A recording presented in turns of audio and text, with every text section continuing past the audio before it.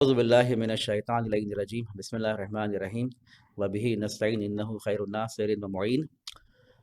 دروس کا سلسلہ جاری ہے اور آج ہم احکام کے درس کے سلسلے کو آگے بڑھاتے ہیں، اور آج کا ٹاپک جیسا آپ کے سامنے دکھائی دے رہا ہے، cleanliness and hygiene in the view of اسلام۔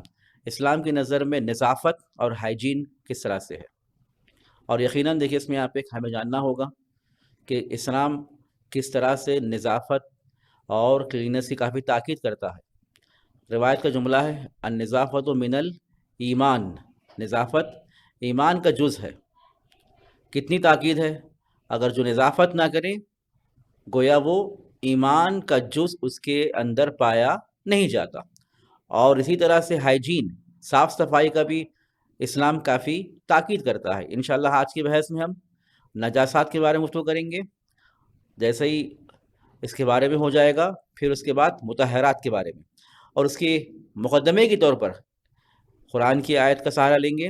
سورہ مدثر کی آیت ہے، اللہ تعالیٰ اپنے حبیب سے خطاب کرتے فرما رہا یا ایھا المدثر قم اللیل الا قلیلا، اے میرے حبیب رات کے وقت تھوڑی دیر کے لیے قیام کرو، نماز کو ادا کرو۔ اور آگے بڑھتے ہوئے خدا فرماتا ہے کہ وَثِيَابَكَ فَطَهِّرْ وَرُجْزَ فَاهْجُرْ، اے میرے حبیب اپنے لباس کو تطہیر کرو، پاکیزہ کرو، اور رجز سے دوری اختیار کرو۔ علماء فرماتے ہیں کہ اس آیت شریفہ میں دو پاکیزگیوں کی طرف اشارہ کیا جا رہا ہے، دو پاکیزگی جیسا آپ کے سامنے ملاحظہ ہے۔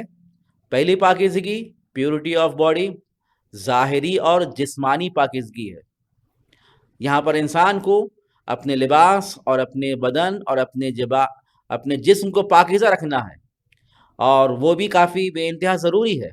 وَثِيَابَكَ فَطَهِّرْ، اسی جسمانی پاکیزگی کی طرف اشارہ کیا جا رہا ہے۔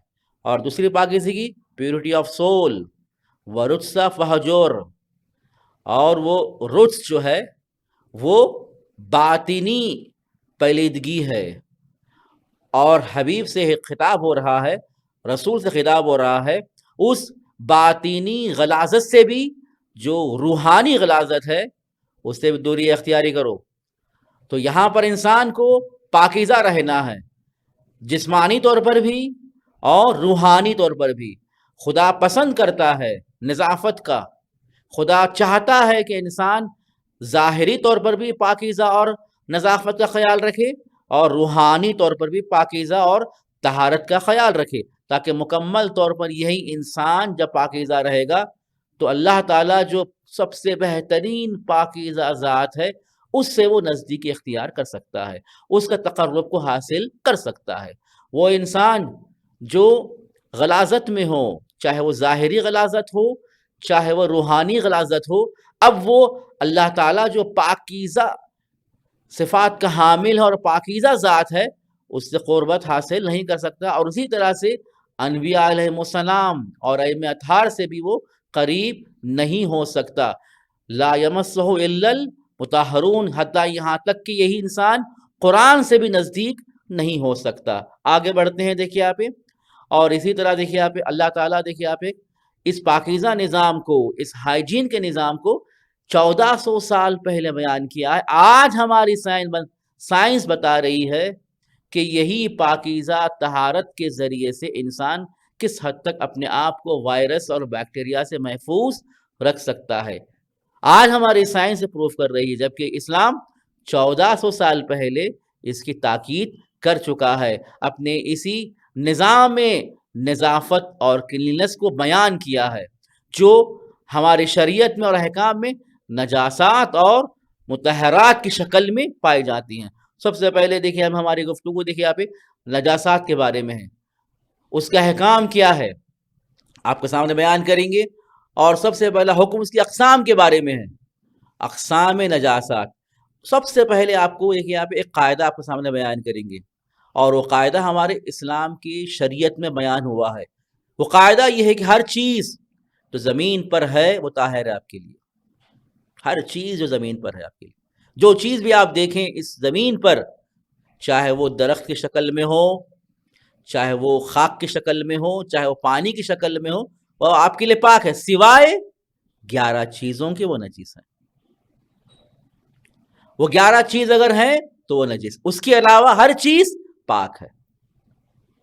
وہ 11 چیزیں کیا ہیں وہ ہمیں جاننا ہوگا فقط، تاکہ اس کے علاوہ جو بھی چیز ہم زمین پر دیکھیں گے وہ خود بخود اس کے پاکی کا حکم آ جائے گا۔ وہ 11 چیزیں کیا ہیں آپ کے سامنے بیان ہوں گی۔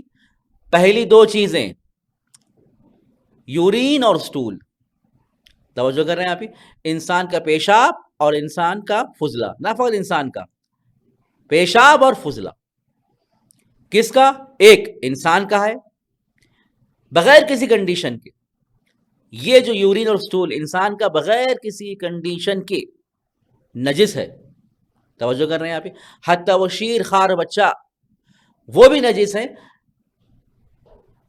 اب وہاں پر فرماتے ہیں کہ اگر بچہ کافی شیر خوار ہو نجس تو ہے، لیکن دیکھیے آپ جو ماں ہے خاص شرائط کی صورت میں کہتے ہیں کہ وہاں پر ماں کو یا دائی کو اپنے لباس صاف کرنے کی ضرورت نہیں، وہ بھی پیشاب کی صورت میں خاص شرائط ہے، اس کے بارے میں بیان کریں گے آپ، لیکن یہ تو جان لیجئے آپ مکمل طور پر نجس ہیں، چاہے وہ شیر خوار بچہ کیوں نہ ہو، اس کا پیشاب اور فضلہ نجس ہے۔ اور ساتھ میں جانور اور پرندے کنڈیشنز کے ساتھ فرماتے ہیں، دیکھیے آپ ان کا پیشاب اور فضلہ نجس ہے۔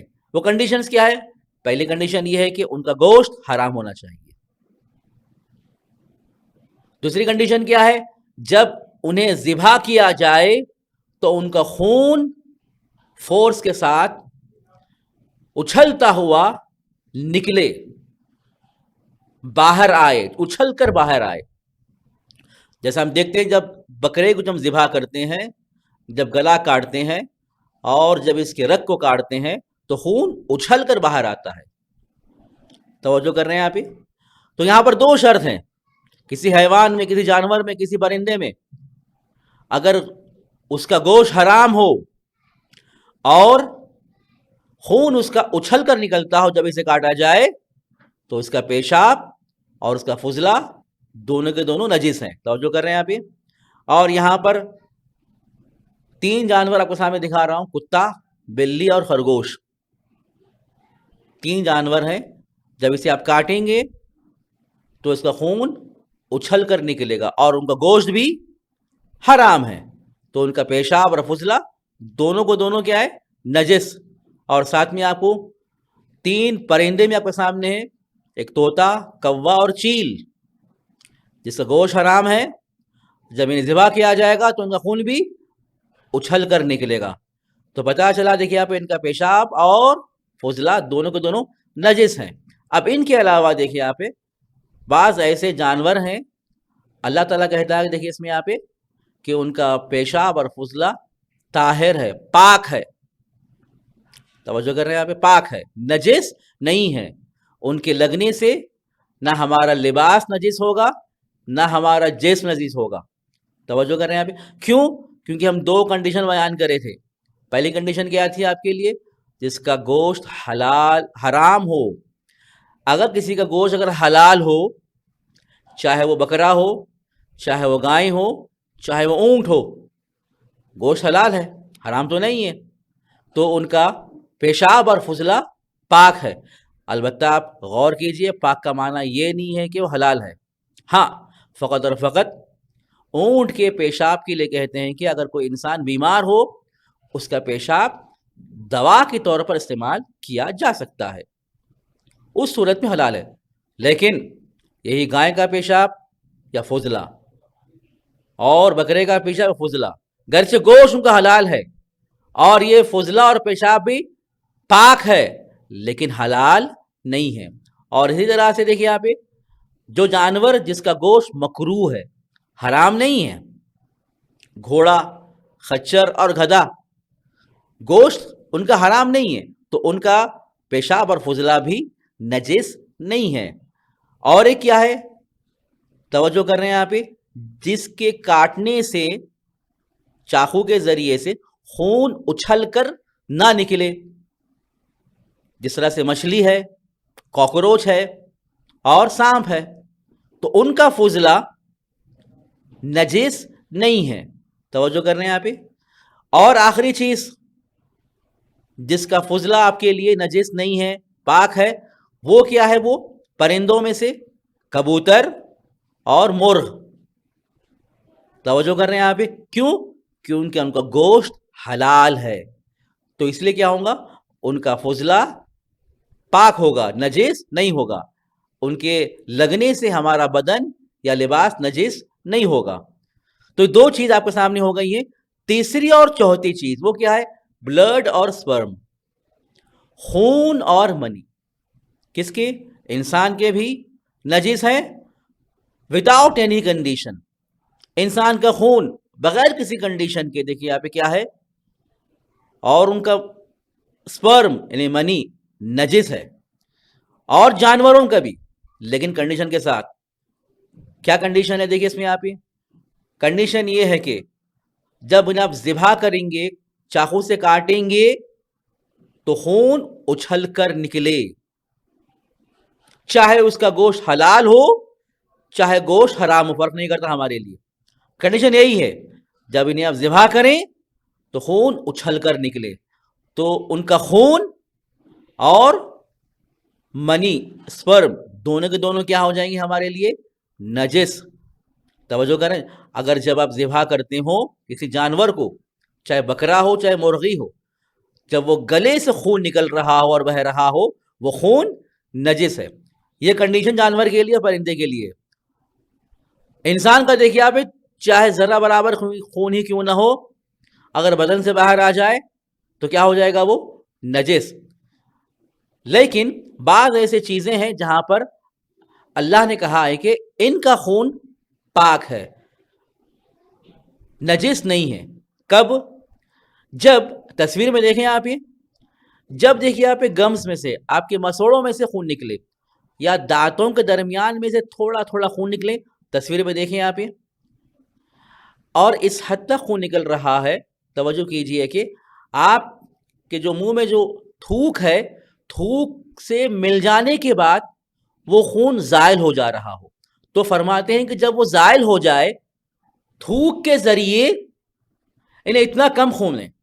ہاں اگر زیادہ خون ہو تو یقیناً دیکھیں آپ خون بھی کیا ہو جائے گا، تھوک بھی کیا ہو جائے گا، خون میں تبدیل ہو جائے گا، تھوک کا رنگ بھی لال ہو جاتا ہے. لیکن آپ دیکھتے ہیں کہ بہت ہی ڈراپس ہیں جو مسوڑوں میں تصویر میں آپ کو دکھائی دے رہا ہے. لیکن جیسے ہی دیکھیں آپ تھوک سے اگر اس میں دیکھیں اور تھوک سے مل جائے تو مکمل طور پر اس کی جو لالی ہے، ریڈ رنگ ہے، زائل ہو جاتا ہے. تو فرماتے ہیں کہ اس صورت میں یہ خون پاک کے حکم میں ہوگا، حتی آپ چاہے تو اگر اسے نگل لیں کوئی مشکل نہیں ہے. سمجھ رہے ہیں آپ؟ انسان کا ہے خون لیکن بہت کم، جو آپ کے منہ میں ہو، جو آپ کے مسوڑوں کے درمیان میں ہو، دانتوں کے درمیان میں ہو اور تھوک میں مل جانے کے بعد زائل ہو جائے. دوسری چیز کیا ہے؟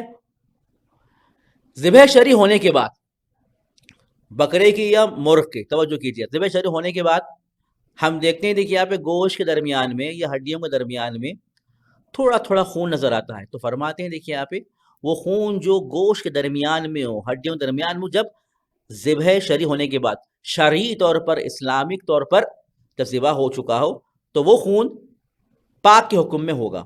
توجہ کریں. یہ احکام ہے نجاست کے انشاءاللہ، اور مزید اس کی اقسام آئندہ ویڈیو میں آپ کے سامنے بیان کیے جائیں گے. والحمدللہ رب العالمین.